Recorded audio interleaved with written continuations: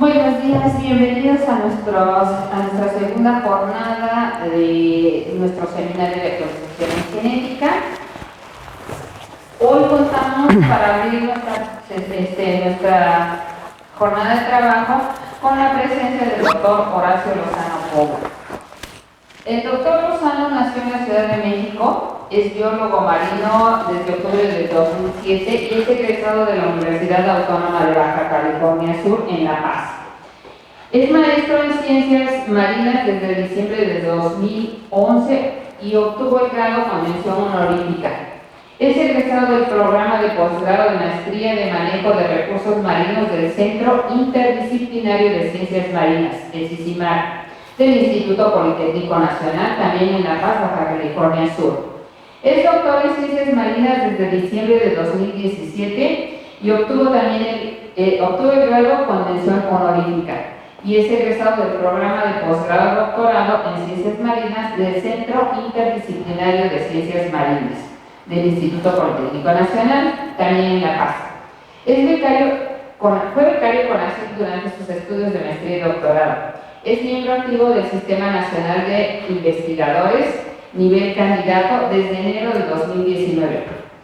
Tiene 7 publicaciones en revistas internacionales arbitradas, como Diseases of Aquatic Organisms, el Acta Parasitológica y la Tropical Ornithology. Cuenta con 2 capítulos en el libro La Biodiversidad de Baja California Sur, que se está editando actualmente en la Comisión Nacional para el Conocimiento y Uso de la Biodiversidad del Gobierno del Estado de Baja California Sur. Ha sido ayudante académico y profesor en el área de Ciencias Marinas y Costeras de la Universidad Autónoma de Baja California Sur en La Paz. Ha sido técnico adjunto en el proyecto de Ciencia Básica Relaciones Parasíticas de los Eufausidos y sus depredadores en el Golfo de California, dirigido por el Dr. Jaime Gómez Gutiérrez del CICIMAR del Instituto Politécnico Nacional.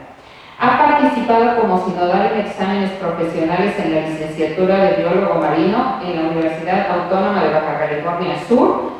Ha participado en 4 campañas oceanográficas de investigación a bordo del buque oceanográfico Francisco de Ulloa del CICESE de Ensenada y del buque oceanográfico El Puma de la UNAM. Ha participado en más de 15 congresos científicos nacionales y en más de 20 congresos científicos internacionales. También ha participado en más de 10 eventos de divulgación de la ciencia del Estado de Baja California Sur. Actualmente es profesor asociado A en el Departamento de Hidrobiología de la Universidad Autónoma Metropolitana, Unidad Iztapalapa, donde desarrolla actividades de docencia y zooplancton, diversidad biológica y oceanografía como parte del programa de la licenciatura de Hidrobiología, así como también lleva a cabo actividades de investigación en el área de ecosistemas. Le agradecemos al doctor Lozano participar en nuestro seminario y le damos la bienvenida. Gracias, doctor. Gracias. Buenos días. Gracias por la presentación. Bien, vamos a comenzar hablando que ¿se puede sacar el micrófono? ¿Sí? De la importancia que tienen las interacciones simbióticas entre depredadores y presas a lo largo de las costas oceánicas, bueno, del ambiente oceánico, en el cual tenemos interacciones desde invertebrados a vertebrados y que dentro de esas interacciones hemos detectado la presencia de parásitos y que a través del estudio de los parásitos hemos podido lograr algunas conexiones entre esas interacciones, prácticamente confirmar las presas y los depredadores en los ambientes marinos, ¿sí? Y en este caso traigo a relación prácticamente los estudios que se han desarrollado de parasitismo en zooplancton y cómo en esos estudios hemos abordado la parte de molecular, ¿sí? Debido al conflicto que hay con las identificaciones taxonómicas. Y para ello prácticamente la mayoría de la parte de la plática de los parásitos va a ser enfocado al parasitismo tipo metazoarios, en donde estamos hablando de platelmintos, nemátodos, acantocéfalos, los cuales se caracterizan dentro de su ciclo de vida tener estadios larvales. Esos estadios larvales los llevan a cabo dentro de organismos zooplanctónicos. Y entonces a raíz de eso es que estamos estudiando esta parte. Y dentro del zooplancton tenemos un grupo, un filón independiente, que son los ketognatos, los cuales nos facilita el estudio del parasitismo por las características que presentan. Como podemos ver, prácticamente son organismos semitransparentes o transparentes, y entonces a través del tegumento podemos observar presencia de alimento o de presas, o en este caso de simbiontes, ¿sí? Y entonces tenemos que dentro de las características importantes de este grupo es que son organismos exclusivamente marinos. Entonces nos da una pauta de lo que puede estar reflejando. Son depredadores tope del zooplancton, son carnívoros. Desde que eclosionan ya están alimentándose de otras pequeñas presas, en su mayoría son copépodos. Son organismos migradores, altamente migradores en la columna de agua en escala horizontal y vertical, entonces nos permite tener un reflejo de la distribución de esas interacciones. Son organismos que no se conoce mucho de su ciclo de vida, no tienen estadios larvales. Eso representa que entonces, desde que nosotros vemos la eclosión de esos organismos, pues tenemos características morfológicas similares a los adultos, aunque no haya madurez sexual, ¿sí? Y la otra característica es que son organismos altamente abundantes. Son considerados dentro del zooplancton el segundo o tercer grupo en abundancia después de los crustáceos. Y entonces, como son carnívoros y prácticamente están distribuidos en todo el ambiente marino, entonces son considerados como un buen modelo para hacer el estudio de interacciones parasíticas en los ambientes marinos. El método de infección de estos organismos puede ser de dos maneras. Uno sería a través de la presa, es decir, pequeños crustáceos previamente parasitados, se los traga el ketognato, el parásito detecta el cambio de pH en los organismos y entonces sale del crustáceo y se inmerse en el tejido de los ketognatos o en el sistema digestivo de los ketognatos.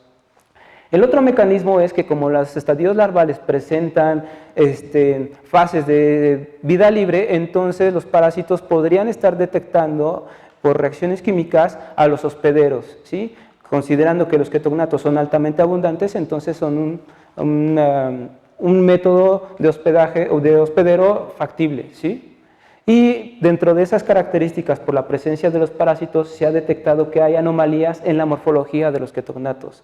Podría ser desde ensanchamientos del cuerpo por la presencia de parásitos, el cual se ve reflejado en aquellos organismos que son de gran tamaño.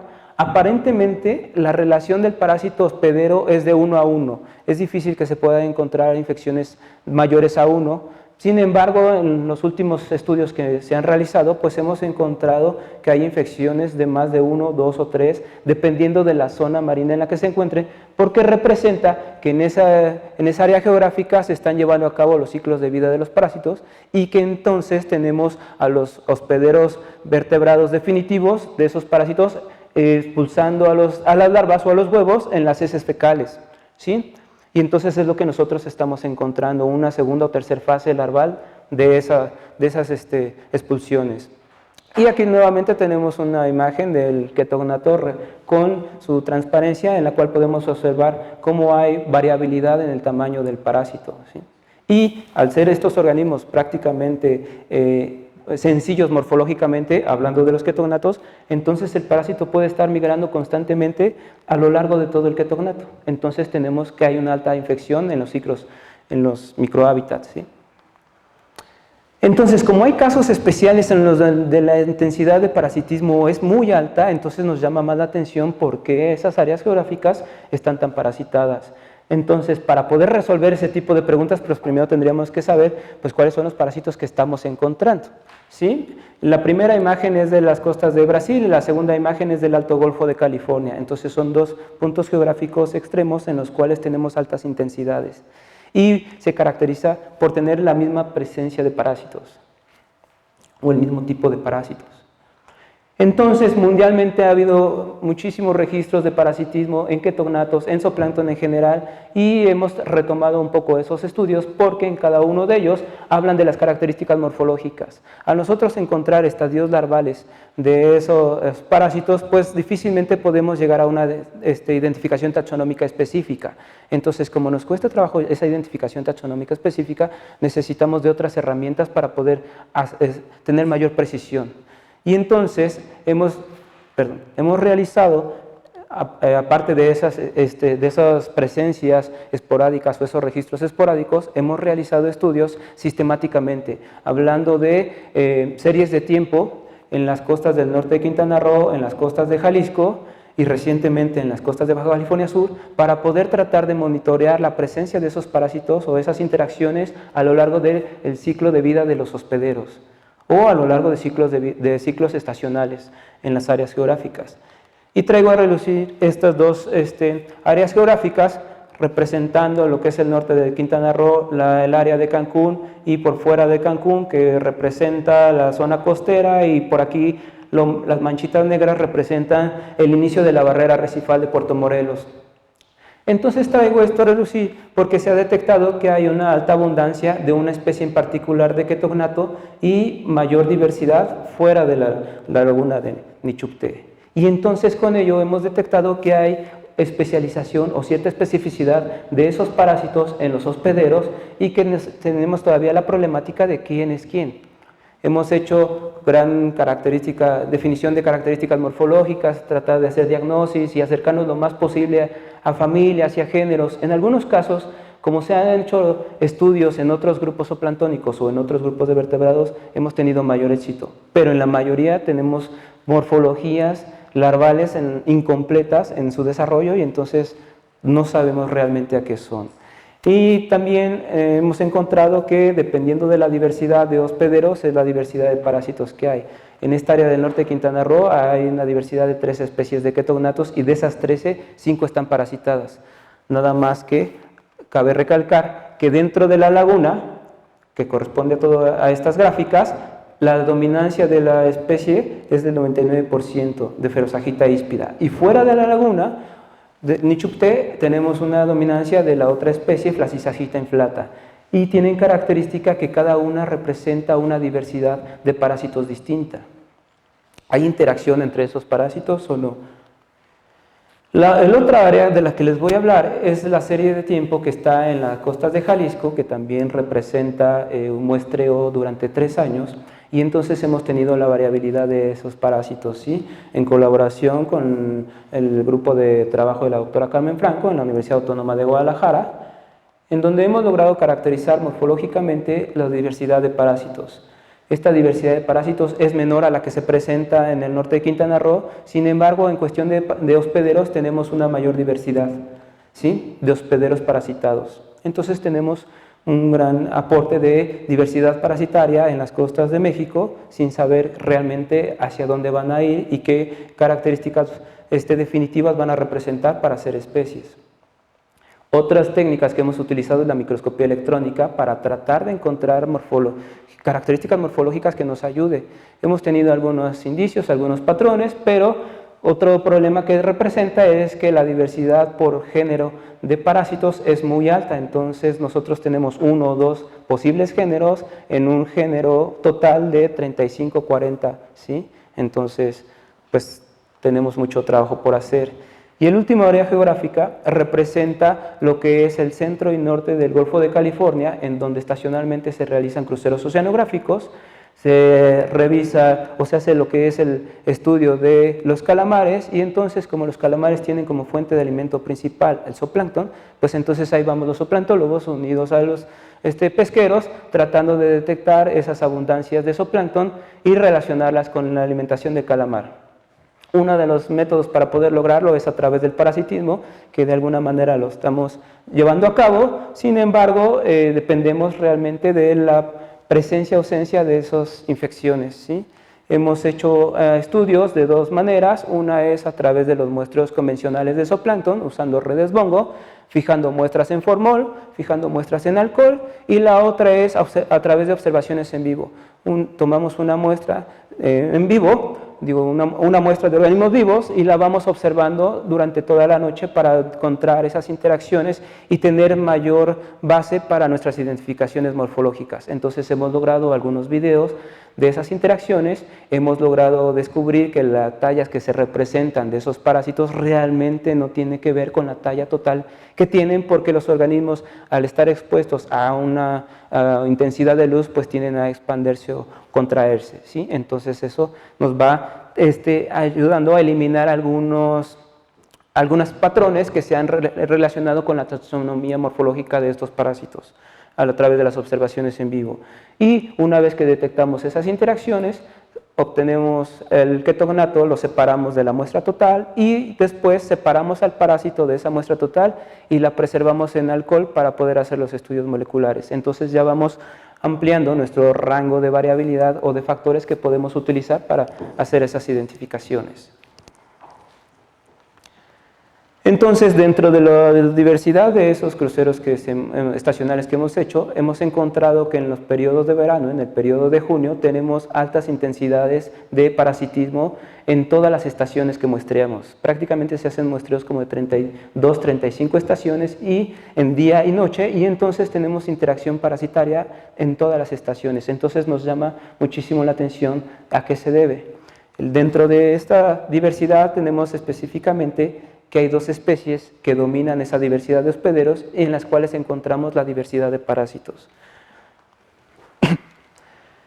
Del lado derecho están las imágenes en vivo de los organismos y quiero resaltar, prácticamente retomamos las dos especies de ketognatos y dado que no tenemos características morfológicas para llegar a géneros o familias en su mayoría, hacemos análisis a nivel de grupos, ¿sí? Como un representante de cada grupo dependiendo de nuestra diversidad. Y entonces hacemos agrupaciones y así podemos hacer los análisis estadísticos necesarios para poder relacionar o determinar patrones de distribución, de abundancia, de prevalencias, condiciones ambientales. Pero en el caso de los que están subrayados en rojo, representa que son los organismos que están a lo largo de todo el crucero, en todas las estaciones, de norte a centro.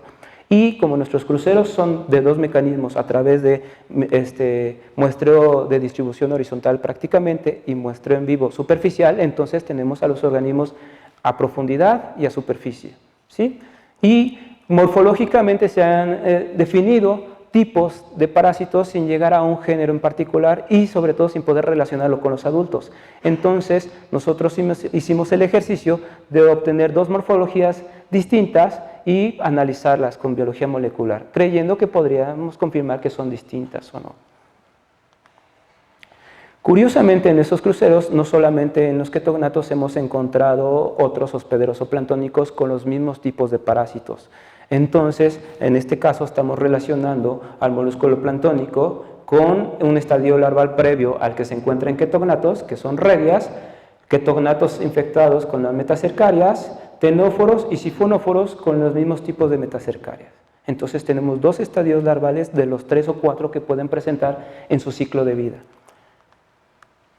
Como esas son observaciones en vivo, nos permitió hacer el experimento de dejar al molusco planctónico en la cajita Petri y empezar a ver cómo los parásitos se van moviendo. Entonces, después de 24 horas, observamos que esos parásitos o estas redias iban liberando pequeños organismos que a su vez, conforme quedaban expuestos en la caja Petri, se iba llevando a cabo la metamorfosis hasta tener estadios larvales similares a los que encontramos en ketognatos. Y entonces dijimos, estos se parecen a los de los ketognatos, ¿son o no son? ¿Sí? Realmente las características morfológicas son muy complicadas para poder llegar a que se tenían similitud con estos. Si no hubiera sido por esa observación en vivo, realmente no hubiéramos podido determinar eso en ese momento. Entonces eso nos llevó a relacionar, bueno, ahora sí, tenemos las redias de zooplancton en alcohol, tenemos lo de los ketognatos en alcohol y entonces hicimos el análisis molecular. Utilizamos en este caso el gen de citocromo oxidasa 1 y lo amplificamos con PCRs. Usamos algunos primers que ya eran previamente utilizados para este tipo de parásitos, pero en peces marinos y en organismos adultos. Entonces la idea era que morfológicamente estábamos casi seguros de que estamos en la familia didimozoide. Entonces nos fuimos lo primero a relacionarlo con los didimozoides para confirmar si sí o si no. Porque hasta ahorita mundialmente nadie había hecho esto. Entonces hay que confirmar que existen, ¿sí? Esas extracciones de DNA fueron en el laboratorio del nodo del CIPNOR, ¿sí? en un programa de MEXMOL, y entonces obtuvimos unas secuencias, esas secuencias se alinearon y después hicimos la búsqueda de las secuencias en el portal de GenBank y en el portal de Vault System para tratar de encontrar una similitud entre nuestras secuencias con las que ya estuvieran publicadas. encontramos muchísimas dificultades en la búsqueda porque prácticamente de los 107 géneros que representan esta subfamilia de didimosoides, solamente hay secuencias de 7. Entonces nosotros tenemos unas secuencias que no coinciden con ninguno de esos géneros de 7, pero nos los agrupa dentro de los didimosoides. Entonces por lo menos estábamos ya seguros que estábamos hablando de didimosoides, ¿sí? Y este es unos cuadros comparativos de las otras familias que hay dentro de del superfamilia para poder saber cuál es la situación de los otros tipos de parásitos que hemos encontrado que nos vamos a presentar en un futuro, ¿sí? Encontramos que en nuestras secuencias de los didimosoides que nosotros llamamos Monilisecum, su mayor porcentaje de identidad es con este didimosoide, pero con un 75%, lo cual representa algo bajo. Entonces, cuando hicimos nuestro árbol para poder corroborar o ver gráficamente esas secuencias, pues por lo menos encontramos que nuestros organismos están dentro de los didimosoides. Y la otra sorpresa que nos llevamos es que de los especímenes que sometimos a genética de la redia de los moluscos y de los metacercarias de los ketognatos, encontramos 3 morfologías o 3 posibles morfologías de parásitos didimosoide. Nosotros considerábamos que eran 2 y que la redia iba a ser una tercer espécimen que iba a estar relacionado con esas 2 morfologías que teníamos, pero encontramos que teníamos redias de morfología de tipo 1 con metacercarias de ketognatos. Teníamos otra redia de morfología tipo 2 con otra metacercaria de ketognatos y después teníamos otra metacercaria, una tercera metacercaria en ketognatos distinta. Entonces estamos ahora en la problemática de, bueno, morfológicamente, ¿cómo los distinguimos? Para poder corroborar que nuestra identificación o el nombre que se está utilizando mundialmente de Monilisecum o de metacercaria tipo, pues realmente representa a 1, 2 o 3.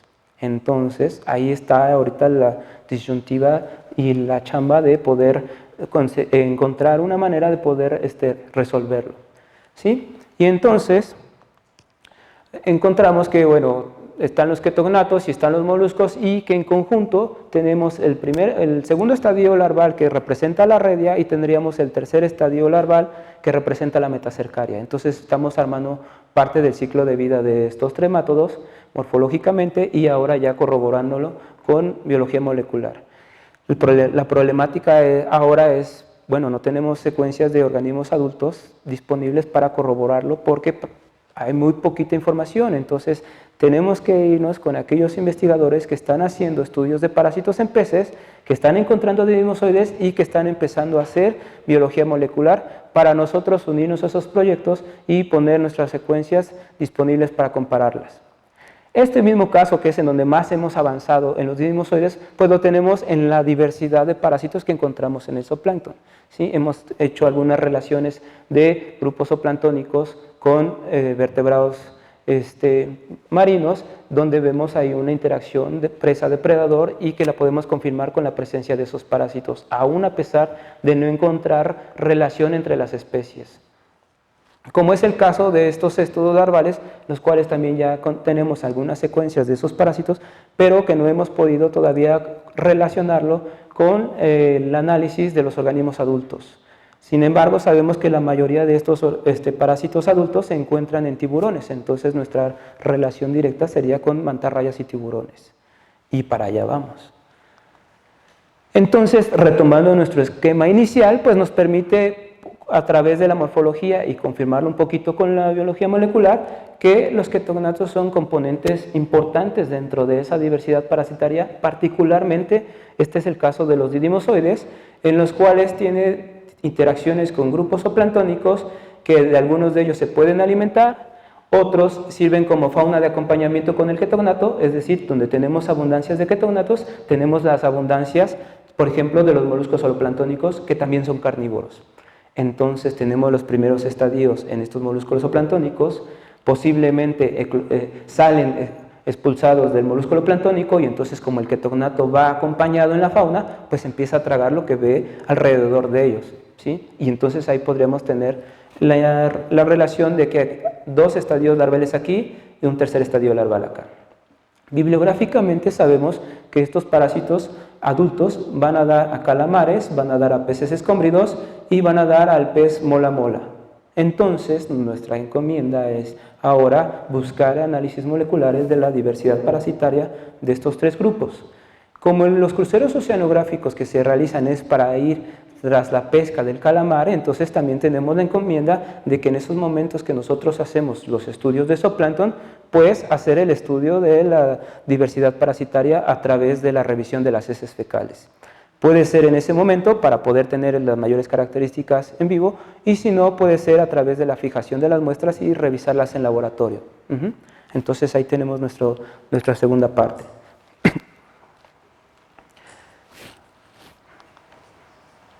Un caso similar, aunque no abarca todavía zooplancton, como teníamos ya las larvas de los céstodos de zooplancton, pues entonces empezamos a analizar larvas de peces para ver si encontrábamos la relación de los ketogonatos con algunos peces. Sin embargo, en este caso no logramos encontrar esa relación con los ketogonatos, pero a través de la biología molecular logramos identificar a una larva de céstodo en un pez, el pez remo, que por ahí del 2014 fue encontrado varado en la Bahía de La Paz. Entonces la colección ictiológica del Sicimar se lo llevó al Sicimar y entonces a la hora que están haciendo la disección, en cuanto abren de branquia hacia el ano, salen expulsados los parásitos.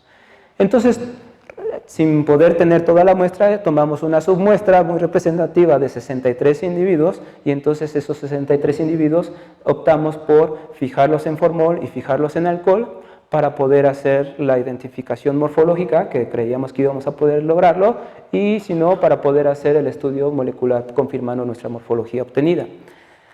Por eso es que con la morfología taxonómica pues tenemos organismos teñidos, como representa este, y parte de eso también hicimos el uso de microscopía electrónica de barrido para ver las estructuras externas, o cómo es la morfología externa, porque este grupo se caracteriza por la diferenciación de las especies en el acomodo de la morfología anterior, ¿sí? En el Scolex. Entonces, pues teníamos prácticamente los organismos preservados, los organismos fijados en alcohol, los organismos que sometimos a microscopía electrónica de barrido, y con ello optamos por los análisis moleculares y en esta ocasión utilizamos el gen 28S y el gen de mitocondrial citocromochidasa 1 para poder hacer la búsqueda de esa relación con los organismos adultos, sobre todo porque la presencia de este pez en la bahía es accidental, es esporádica y porque no es fácil muestrear este tipo de peces que son de alta profundidad, entonces teníamos que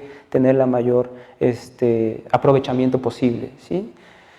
Tuvimos la facilidad de la colección ictiológica para poder tener la submuestra y en este caso el DNA fue extraído con un kit Yagen aquí en el Instituto de Biología en colaboración con el doctor Alejandro Ceguera y utilizamos primers similares para platelmitos y complementamos con algunos primers que son utilizados para específicamente grupos de céstodos. Y entonces nuevamente obtuvimos algunas secuencias, 3 para COI, 3 para 28S y entonces pudimos corroborar con 2 marcadores distintos la identificación molecular. Nuevamente nos fuimos a la búsqueda en GenBank, en Ball System, y entonces observamos que nuestras secuencias se fueron agrupadas con el grupo de los Clistobotrium montauquensis que representan parásitos adultos de calamares y de tiburones. En la mayoría encuentra en tiburón blanco, en tiburón de la familia Lamnidae, entonces nos está indicando específicamente hacia dónde ir a buscar organismos adultos. Y representa que han sido registrados esos organismos en distintas áreas geográficas. Entonces, esta identificación molecular de estos parásitos nos permitió corroborar la identificación morfológica, corroborar el registro del parásito dentro de estos peces y aumentar el registro de distribución geográfico a Bahía de La Paz, en donde fue encontrado el parásito y el hospedero. Estos peces, prácticamente su género representan 2 especies, Regalecus russelli y Regalecus glesne. Y entonces estamos encontrando que en estas especies de hospederos hay similitud en la fauna parasitaria representada con este tipo de parásitos. Sin embargo, en el registro previo de 2015 en las costas de California, aparentemente morfológicamente encuentran una diferenciación, lo que los está llevando a postular una segunda especie del parásito, lo cual nosotros no hemos encontrado evidencia todavía. Prácticamente tenemos la especie montauquensis y no la segunda morfología que sí registran en Russelli en las costas de California.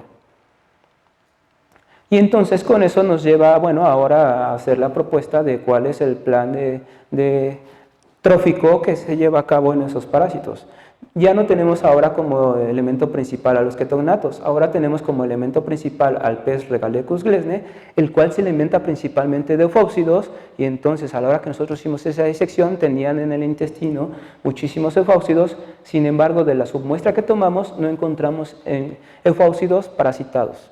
Por eso es que no logramos hacer la conexión con el zooplancton en ese momento, pero considerando aquellos organismos en los cuales ha habido registros de estos parásitos, entonces nos lleva a considerar que estos círculos punteados son posibles hospederos definitivos para las costas de Baja California Sur, teniendo como hospedero intermediario a los eufausidos o teniendo como hospederos intermediarios a los ketognatos, dado que en ketognatos morfológicamente se han registrado estos parásitos a nivel de familia. Entonces, nosotros tenemos una diversidad de 6 o 7 tipos de céstodos en ketognatos que posiblemente una de ellas podría representar este parásito larval, ¿sí? O no, o tener una nueva interacción. Y entonces para eso, en este caso, hemos utilizado a la biología molecular para poder tratar de tener un avance en la identificación taxonómica de esos parásitos, un avance en la propuesta de los ciclos de vida de los parásitos, sobre todo de aquellos organismos zooplanctónicos en los cuales tenemos alta diversidad de parásitos. Tal vez no tanta abundancia, pero sí diversidad. Y que lo que nos falta por conocer es en dónde van a terminar esos organismos adultos, porque algunos de los organismos parásitos que encontramos pueden afectar al humano a la hora que nos alimentamos de peces previamente parasitados. Entonces, para nosotros, nuestro reto es continuar haciendo los estudios de zooplancton para hacer la caracterización morfológica a lo mayor posible y además agregar a eso los estudios moleculares para poder confirmar a posibles especies. En algunos casos la morfología, como no hemos podido discernir entre dos tipos morfológicos, hemos empezado a hacer estudios histológicos para ver si a través de un estudio histológico con cortes en distintos niveles del organismo podemos encontrar formación de estructuras que nos permita discernir eso. El único detalle es que a la hora que nosotros hagamos la propuesta morfológica escrita de eso, pues va a ser difícil que les ponga a considerar que lo primero que tienen que hacer va a ser cortes histológicos para poder diferenciar especies. Entonces la problemática nos va a continuar. Este tipo de trabajos requiere la participación de muchísimos colaboradores y a lo largo de la formación académica que tengo con las interacciones con distintas instituciones, pues me ha permitido poder desarrollar las ideas del parasitismo en zooplancton, del parasitismo en vertebrados y ahora de la biología molecular de parásitos, ¿sí? Y todas las instituciones que de alguna manera han apoyado el desarrollo de este tipo de trabajos. Gracias.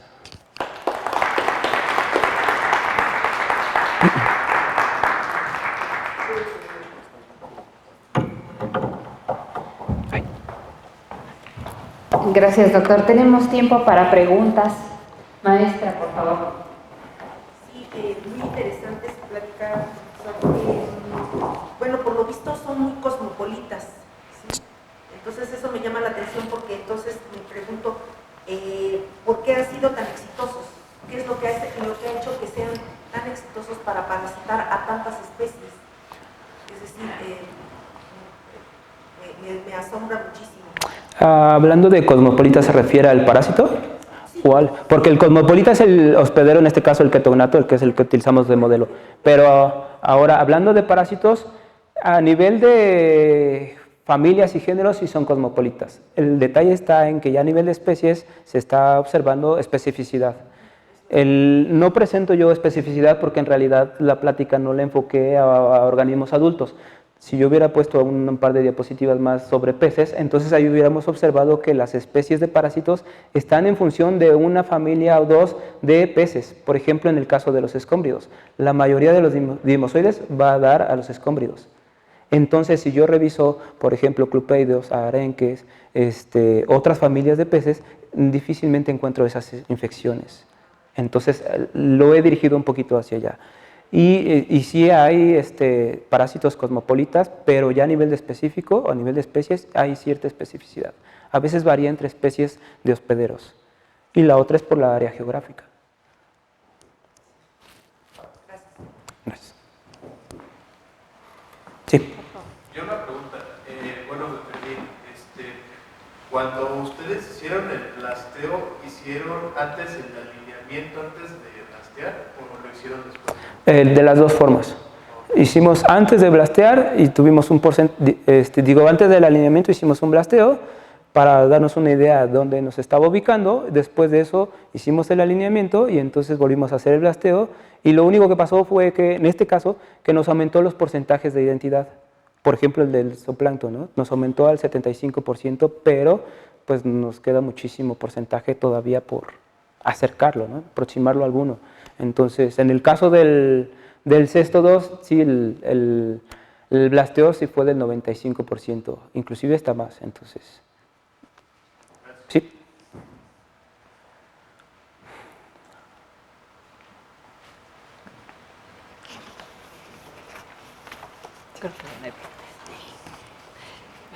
Sí. ¿Alguna otra pregunta?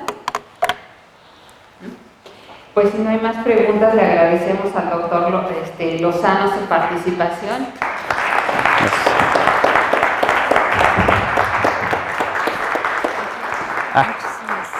Muchas gracias. Gracias. Muchas gracias por participar con Gracias. nosotros.